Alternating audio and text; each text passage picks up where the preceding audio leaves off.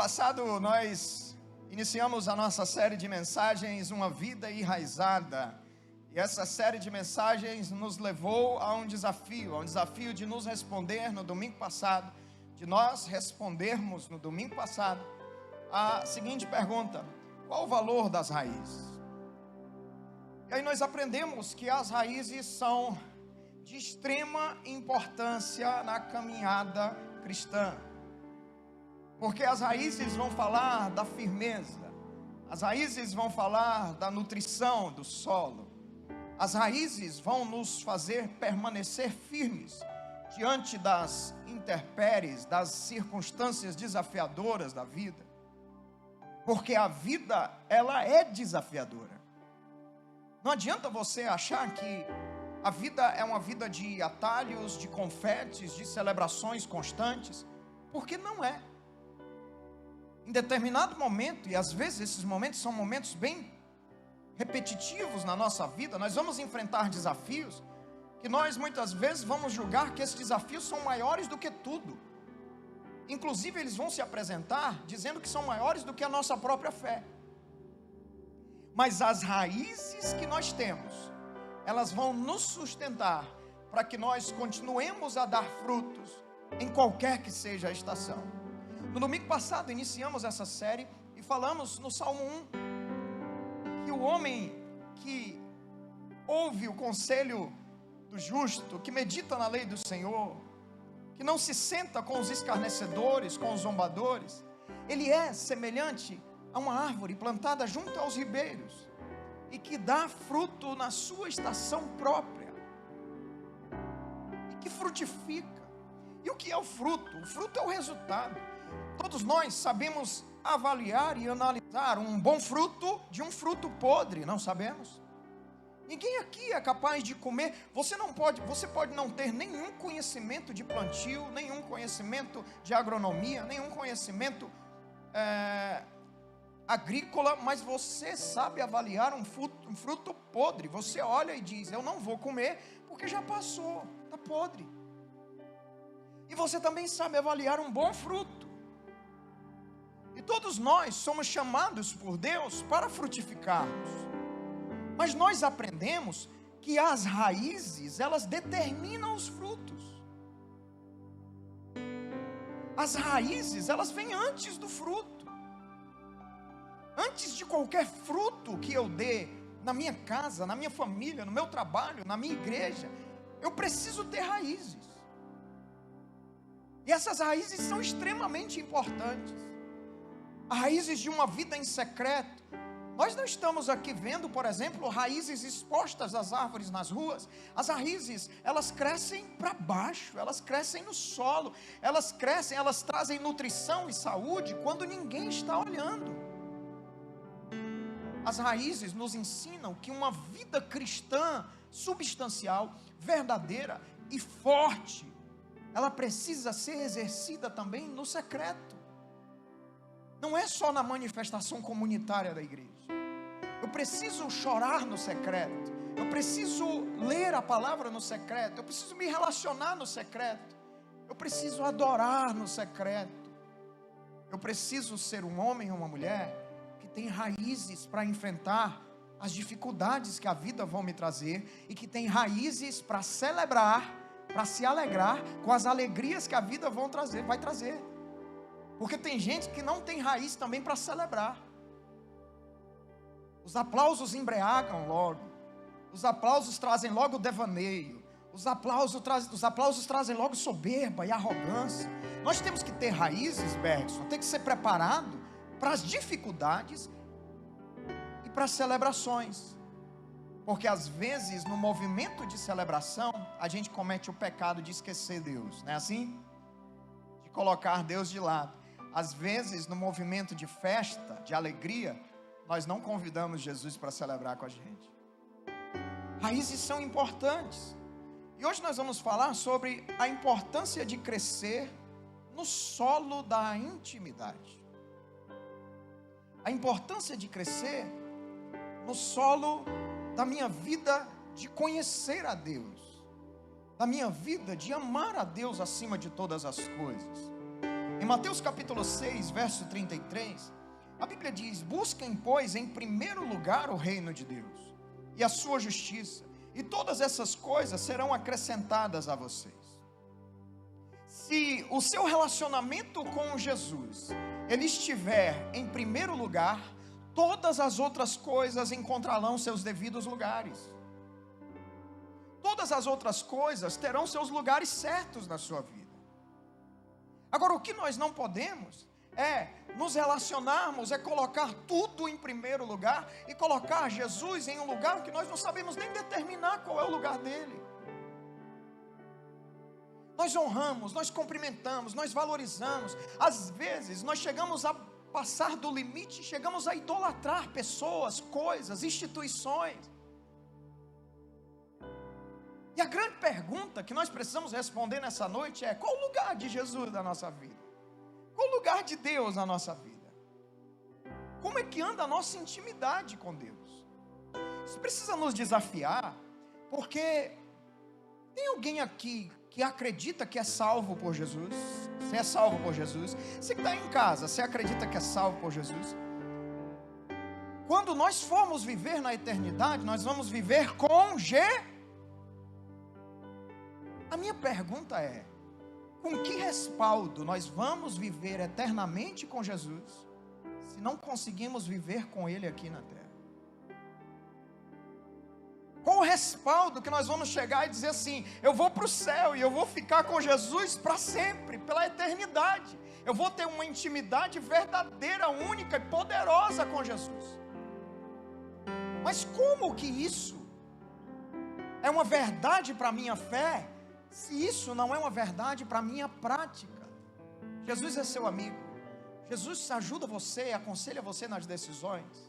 O Espírito Santo é consultado por você, você se comunica constantemente com seu amigo, você leva em conta o que Jesus diz, você tem um relacionamento vivo e diário com Ele.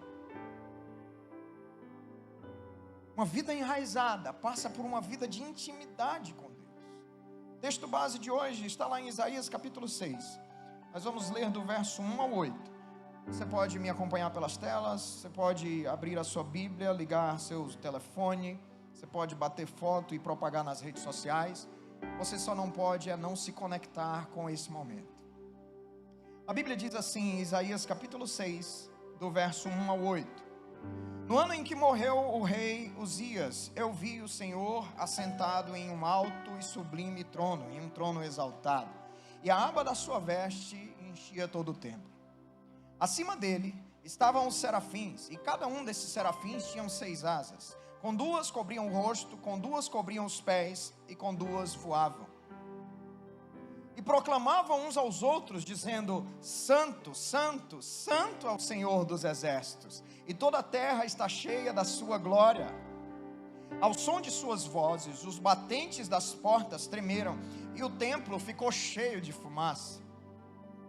Então eu gritei: ai de mim, eu estou perdido, pois sou um homem de lábios impuros, e vivo no meio de um povo de impuros lábios, e os meus olhos viram o Rei, o Senhor dos exércitos. Então um dos serafins voou até mim, trazendo uma brasa viva que havia tirado do altar com uma tenaz. Com ela ele tocou a minha boca e disse: veja, isto tocou os seus lábios, e por isso a sua culpa foi removida, o seu pecado foi perdoado. Então eu ouvi a voz do Senhor conclamando, dizendo: a quem eu enviarei? Quem irá por nós? E eu respondi: eis-me aqui, envia-me a mim. Você pode aplaudir o Senhor por essa palavra tão linda, essa palavra tão poderosa. Para crescer no solo da intimidade, se você quer viver uma vida enraizada, se você quer viver uma vida de intimidade com Deus, uma vida de um relacionamento cristão substancial e verdadeiro, você que está aqui no presencial, você que está no online, eu quero falar para você, que para você crescer no solo da intimidade, você tem que entender que você começa a enxergar, primeiramente, você enxerga o que a maioria não consegue ver. Ao crescer no solo da intimidade, eu começo a enxergar, eu começo a visualizar o que a grande maioria das pessoas não conseguem ver. Nós lemos nesse texto, no verso 1 ao 4, que diz: no ano em que o rei Uzias morreu, eu vi o Senhor, assentado num trono exaltado, a aba de sua veste enchia o templo, acima dele estavam serafins, cada um deles tinha 6 asas, com 2 cobriam o rosto, com 2 cobriam os pés, com 2 voavam, e proclamavam uns aos outros, dizendo: santo, santo é o Senhor dos exércitos, e toda a terra está cheia da sua glória. O som das suas vozes, os batentes das portas tremeram, e o templo ficou cheio de fumaça. Pense em uma cena poderosa. Quando você tem uma vida de intimidade, quando você tem um solo, preza pelo solo da intimidade com Deus, você vai ver coisas que nem todo mundo vê.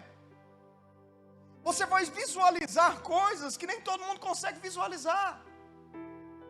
O profeta Isaías vê anjos, o profeta Isaías vê o Senhor sentado no trono, o profeta Isaías vê uma declaração do céu, dizendo: santo, santo é o Senhor, vê a aba do vestido de Deus enchendo todo lugar, vê a fumaça de Deus tomando todo lugar, ele vê os serafins declarando a santidade de Deus.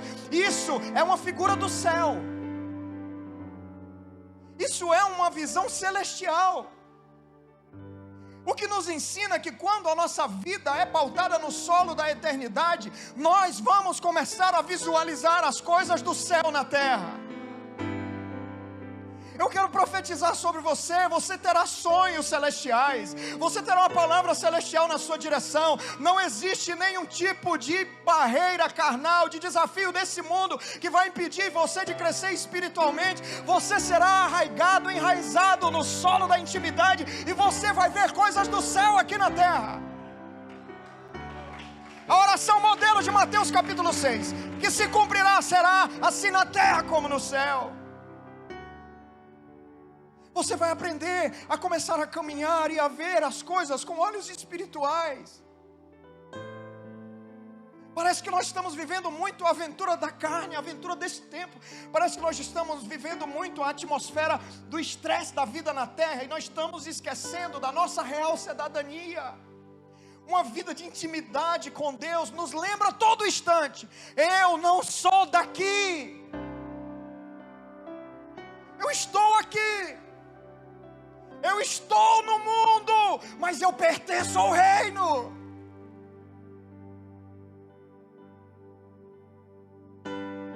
Eu sou um ser espiritual, vivendo temporariamente uma aventura carnal, mas a minha vida, o meu desejo, a eternidade me aguarda junto com o Senhor, com a atmosfera celestial. Eu não posso me esquecer disso. A intimidade com Deus, ela vai me lembrar disso constantemente. E aí, meu irmão, sabe o que é que se torna o problema? Pequeno. Sabe o que é que se torna o desafio? Pequeno. Sabe o que é que se torna a luta? Pequeno. Sabe o que é que se torna o trauma? Pequeno. Porque você começa a andar aquilo que, segundo Coríntios capítulo 2, verso 9 fala: eu começo a andar por aquilo que o olho não viu, por aquilo que o ouvido não ouviu, por aquilo que ainda não chegou na mente do homem, mas é aquilo, o lugar que Deus preparou para aqueles que o amam. Tem alguém aqui nessa noite que ama Jesus e que consegue enxergar algo celestial? A intimidade com Deus vai nos dar visão do céu.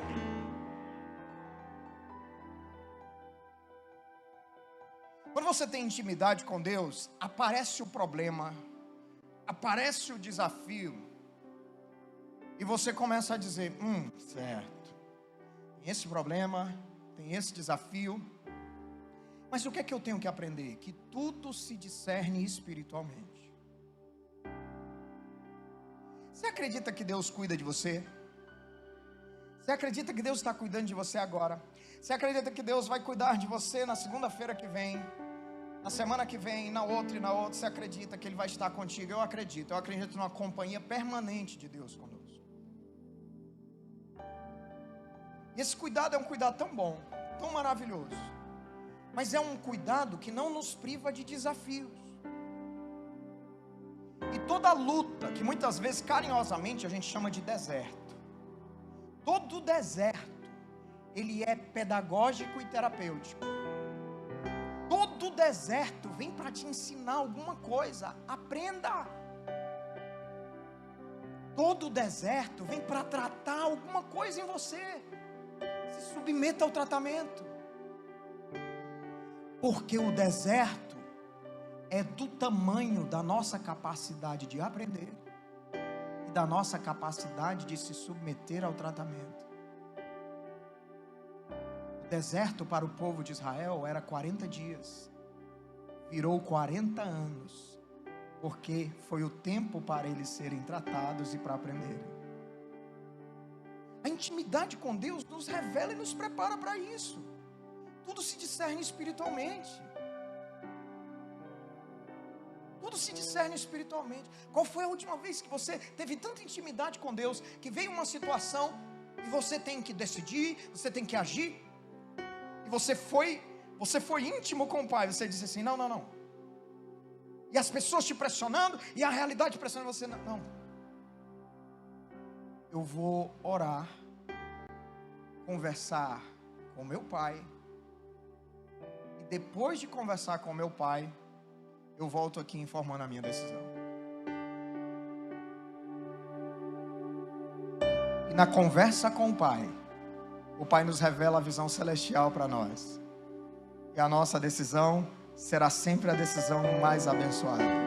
E ali será manifestada a sua vontade, que é boa, perfeita e agradável. A intimidade, gente. Nós não podemos ser crentes ou ser pessoas que vêm à igreja ao domingo, mas que correm o risco de não conhecer a Deus. Não conhecer a Deus de verdade. Mas quando você cresce no solo da intimidade, você também amplia o seu senso de realidade. Quando você cresce no solo da intimidade, você passa a ler o contexto de forma espiritual. Olha só o que Isaías nos ensina nesse texto. Ele fala o seguinte: então eu gritei. Depois que eu vi tudo isso, eu gritei. Ele disse: ai de mim, eu estou perdido. Um profeta do Senhor, eu estou perdido. Por quê? Porque eu sou um homem de lábios impuros, vivo em meio de um povo de lábios impuros, mas os meus olhos viram o Senhor.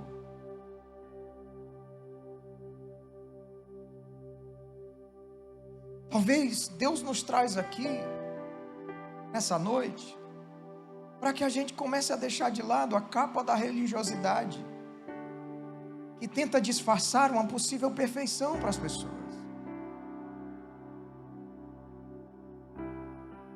Essa reunião é uma reunião de pecadores perdoados, gente.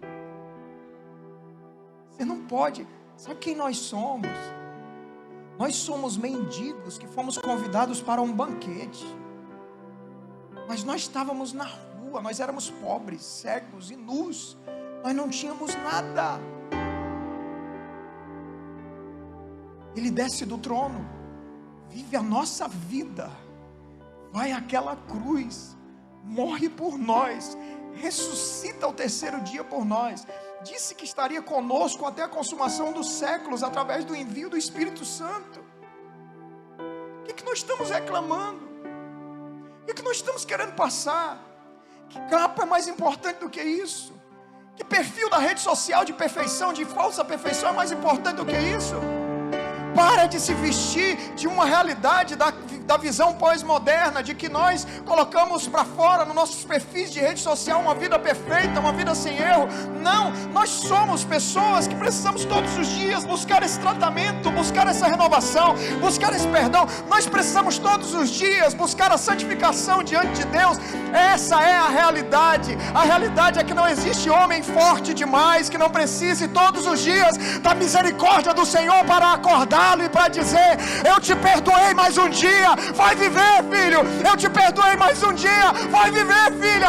Isso é a verdade que precisa nos mover. Nós somos homens de lábios impuros, habitamos no meio de um povo de impuros lábios, mas graças a Deus pela misericórdia do Senhor, graças a Deus pela misericórdia do Senhor, porque lá em Lamentações capítulo 3 diz: as misericórdias do Senhor são a causa de nós não sermos consumidos, porque elas não têm fim e se renovam a cada manhã. O dia amanheceu, o sol raiou e o perdão chegou mais uma vez. E às vezes a gente está na nossa casa como alguém que nunca erra, né? Sempre quem erra é o teu cônjuge, né? Você nunca erra. Você é perfeito. A intimidade com Deus. Olha, Joel, quanto mais eu me aproximo de Deus, mais é evidenciado o meu pecado, mais eu preciso de perdão e mais eu me constranjo com a sua santidade. Quanto mais eu me aproximo de Deus, mais humilde eu fico. Quanto mais eu me aproximo de Deus, mais eu entendo que eu não sou nada e que Ele é tudo. E às vezes a gente acha que o carro, né, que a gente dirige, o certificado, né, que a gente tem, o curso, né, a conta bancária, né, o patrimônio, né, que a gente tem, a profissão, a empresa, o sucesso,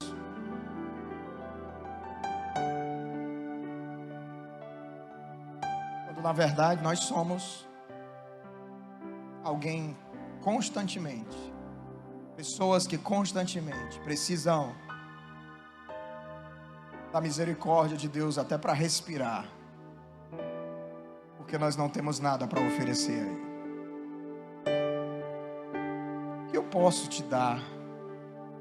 O que eu posso te dar? O que eu farei ao Senhor diante dos seus benefícios? O que eu posso oferecer a Ele que Ele já não tem? Essa é a realidade. E às vezes a gente precisa de uma unção de baixar a bola, sabe? De uma unção de ops. Lembre-se de Apocalipse, pobre, cego e nu. Lembre-se da igreja de Laodiceia, somos pobres, cegos e nus. Se não for Deus, nós nada somos, Rebeca. Pastor John MacArthur, ele fala: a maior intimidade do cristão com Deus, ela ocorre quando os pensamentos do Senhor substituem os nossos. Então nós começamos a moldar o nosso comportamento de acordo com a mente de Cristo. Certa vez disseram: impacta-me saber que Deus deseja ter intimidade comigo. Impacta-me saber que Ele que está revestido de louvor e de santidade no céu, Ele quer ter momentos comigo no secreto. Ele quer ter momentos de conversa comigo. Ele quer ter momentos de intimidade comigo. Ele quer ter momentos de carinho. Ele quer ter momentos de afago.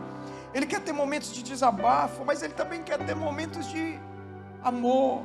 Ele quer ter momentos de declaração. Ele quer ter momento de intimidade de um pai.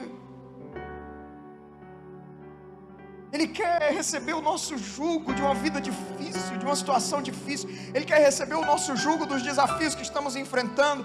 Ele quer receber os jugos dos medos que estão aí nas suas mentes agora. Você aqui ou você online, Ele quer receber o jugo desses medos. Ele quer receber a confissão desses pecados. Ele quer receber a confissão dessas dores. Ele quer receber a confissão desse medo. Ele quer receber a confissão dessa angústia. Mateus capítulo 11, versos 28 e 30. Venham a mim, todos estão cansados, todos estão sobrecarregados, eu darei descanso a vocês. Tomem sobre vocês o meu jugo e aprendam de mim, pois eu sou manso, eu sou humilde de coração. Vocês encontrarão descanso para suas almas em mim, pois o meu jugo é suave, pois o meu fardo é leve. Ele está aqui nessa noite dizendo: meu filho, meus braços estão abertos, eu estou atento, minha filha, eu quero você perto de mim, porque eu quero entregar a você uma experiência que você ainda não teve. Cresça no solo da intimidade e cresça como nunca na sua fé, no nome santo de Jesus. Você pode aplaudir, se você está online, você pode glorificar ao Senhor por isso. Me impacta saber que aquele que criou tudo que eu vejo e que eu não vejo, Ele quer ter um encontro comigo.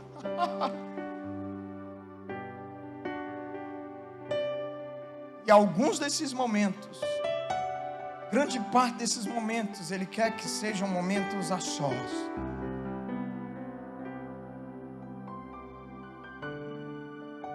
Mateus capítulo 6, verso 6. Jesus nos ensina, mas quando você orar, vá para o seu quarto, feche a porta e ore ao seu pai que está em secreto. Então, seu pai, que vem em secreto, o recompensará. Essa semana, eu orei todos os dias de madrugada. Eu acordei em determinado horário da madrugada e fui orar. E talvez você pense assim, né? Pastor, muito bom. De madrugada a fila é menor, né? Não tem nada a ver. Pastor, muito bom, né? De madrugada tem pouca gente. E aí Deus dá mais atenção para nós, né? Não tem nada a ver. Nem acredito nisso, você acredita? Eu me levantei de madrugada porque é uma renúncia para mim. Eu estou dizendo para Deus o seguinte: Pai, estar contigo é tão precioso, é tão maravilhoso, é tão único, que eu vou renunciar o sono, porque nem o descanso do meu corpo é mais importante do que estar contigo e nada pedir, somente sentir tua presença, chorar diante de ti.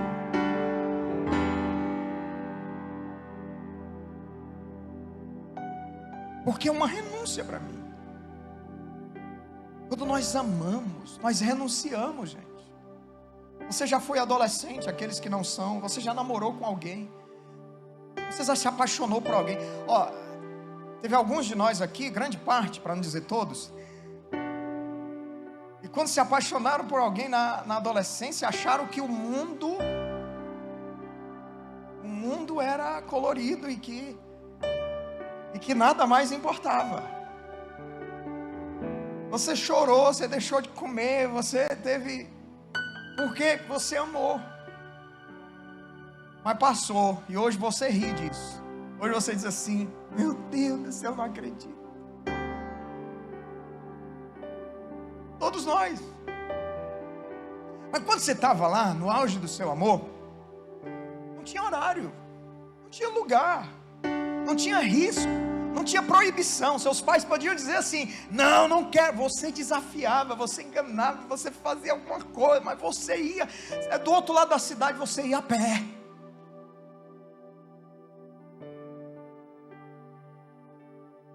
Porque quando se ama, se renuncia.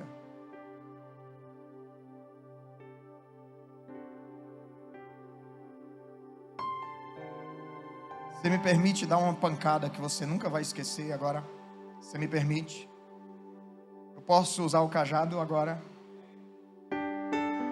Só para 5, né?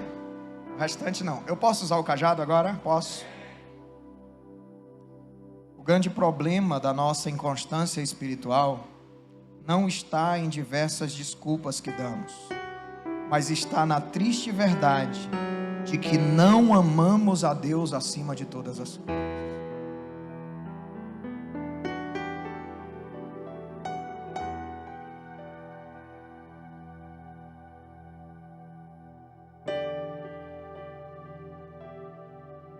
Ele não é amado como deveria. Ele não é importante como deveria ser.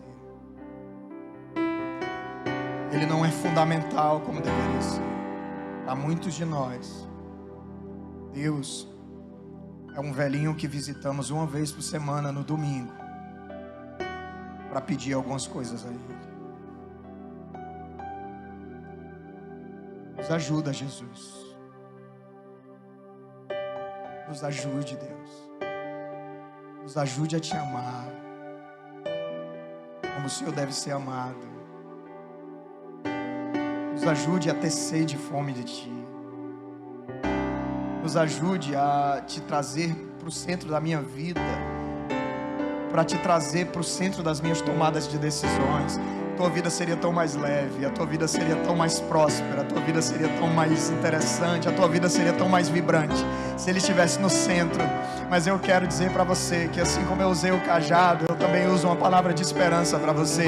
Essa noite é uma noite onde Deus nos trouxe aqui, não só para puxar a nossa orelha e nos trazer a realidade, Ele nos trouxe aqui para dizer que Ele está disposto a reatar esse relacionamento, Ele está disposto a trazer um renovo da intimidade dEle conosco. Ele é aquele Deus que, simbolizado pelo Pai do Filho pródigo, que está com os braços abertos. Sabe o que eu vejo aqui hoje? Como Isaías viu a visão celestial, eu vejo um Deus de braços abertos para você, dizendo: filho e filha, eu quero ter grandes momentos contigo, eu quero ter uma vida de intimidade contigo, porque eu também sonho com as tuas vitórias na terra, mas eu sonho e anseio no dia em que nós estaremos juntos na eternidade, em um lugar que não tem dor, em um lugar que não tem choro, em um lugar que não tem lágrima, mas é o lugar que eu preparei para você.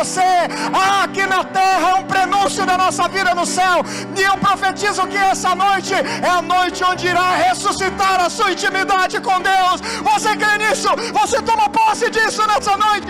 Então celebre a paz e diga: eu creio nisso. Você que está online, diga: eu creio e recebo isso. Quando você está arraigado no solo, enraizado no solo da intimidade, você adquire também experiências pessoais com Deus. Você adquire experiências pessoais com Deus. Você já viu aquela pessoa que ela vive na fé somente pelo testemunho do outro? Mas qual o seu testemunho? Qual é a sua experiência? Qual é o seu devocional? Quais são as suas lágrimas? Qual é a sua oração? Qual é o seu nível de intimidade com Deus? É semelhante àquela pessoa que vive constantemente dizendo: ore por mim, jejue por mim, me aconselhe, faça isso, faça aquilo. E nós estamos terceirizando a nossa caminhada da fé e dizendo e responsabilizando o outro por um relacionamento que nós não conseguimos construir. Você acha isso justo?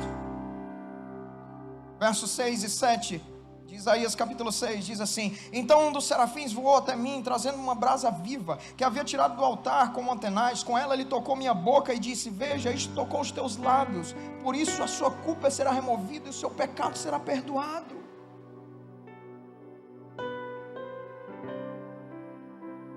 As igrejas estão lotadas de pessoas hoje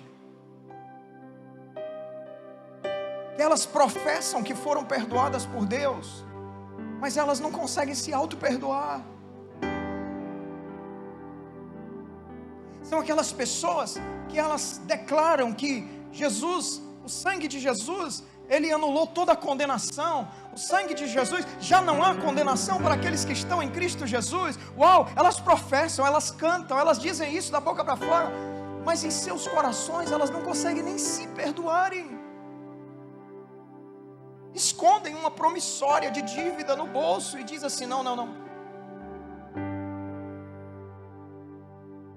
Quero dizer para você que o solo da intimidade revela a santidade de Deus. O solo da intimidade revela o relacionamento com Deus. O solo da intimidade revela quem eu realmente sou. Sou um homem de lábios impuros, que habito no meio de um povo de impuros lábios. Mas o solo da intimidade revela o perdão que só Ele pode nos dar.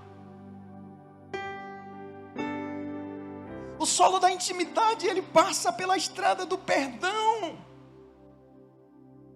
e da purificação espiritual.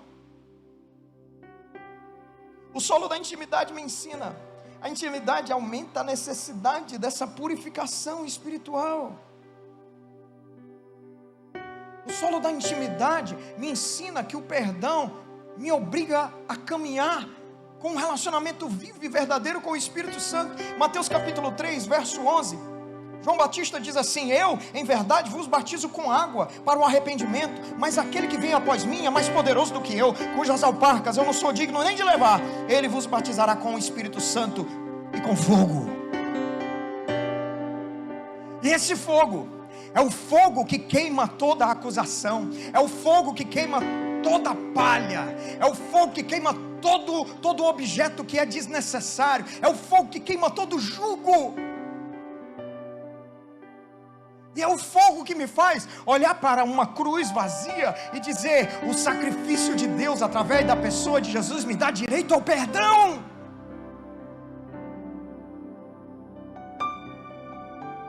Essa reunião é uma reunião de pecadores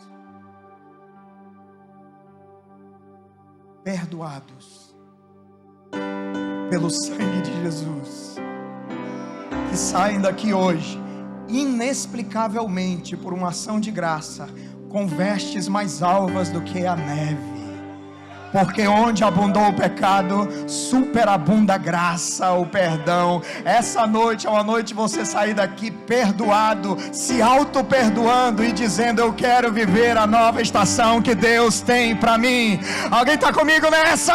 Alguém está comigo nessa? Aleluia! Mas ser enraizado no solo da intimidade, ter raízes no solo da intimidade, também ensina que você precisa aprender a se dispor para o plano de Deus, se dispor para aquilo que Deus quer fazer em você e através de você. No verso 8, o texto termina dizendo: então eu ouvi a voz do Senhor conclamando, dizendo: quem eu enviarei? Quem irá por nós?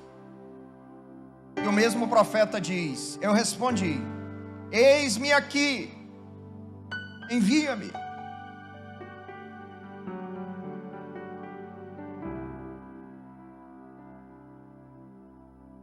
Deus quer que nós tenhamos planos.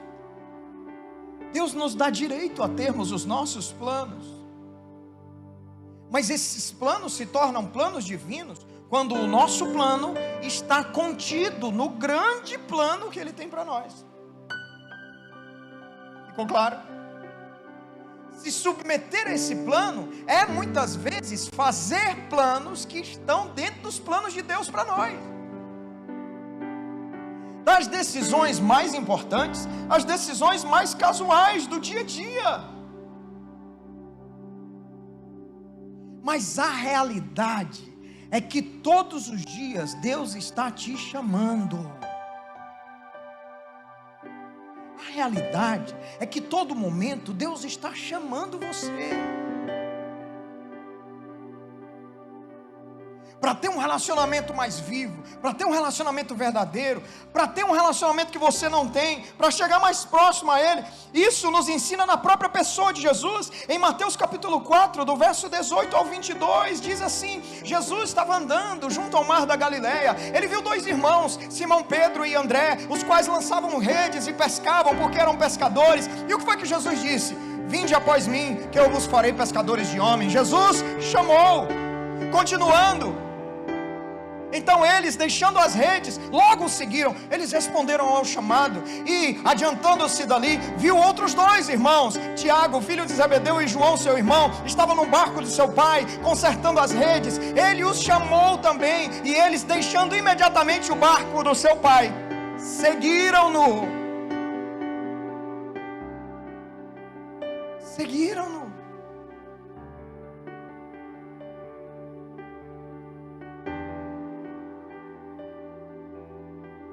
Essa noite, você precisa conhecer um Deus que está te chamando, um Pai que está te chamando como filho e como filha. Porque eu quero te lembrar a coisa mais importante dessa mensagem. Não se esqueça de que o primeiro chamado é para estar com Deus. Primeiro chamado não é para te salvar. Primeiro chamado não é para te fazer santo. Primeiro chamado não é para te dar coisas. O primeiro chamado é pura e simplesmente para você estar com Ele. e daí tudo acontecer. Mas o primeiro chamado é o chamado para estar com Ele. Em Marcos 3, do 13 ao 14, Jesus subiu a um monte, chamou para si aqueles que Ele quis. Pode procurar alguém que está perto de você, apontar o seu dedo profético para essa pessoa e dizer assim: Deus quer você. Deus quer você. Anderson, Deus quer você. Você que está em casa, no online, Deus quer você. Jesus subiu ao monte e chamou para si aqueles que Ele quis, os quais vieram para junto dele. Dali Ele escolheu 12, designando-os como apóstolos, para que estivessem com Ele. O primeiro chamado, ministro Joel, é para estar com Ele. Você deseja viver uma vida de intimidade com Deus? Você deseja ter Ele como a pessoa mais importante da sua vida? Você deseja ter Ele como seu maior conselheiro, seu maior direcionador, a pessoa que você mais ama e que é mais importante do que tudo e do que todos? Esse é o verdadeiro lugar dele. Eu finalizo dizendo aquilo que Rick Warren disse: você foi feito por Deus, você foi feito para Deus, e enquanto você não compreender isso, a sua vida jamais terá sentido.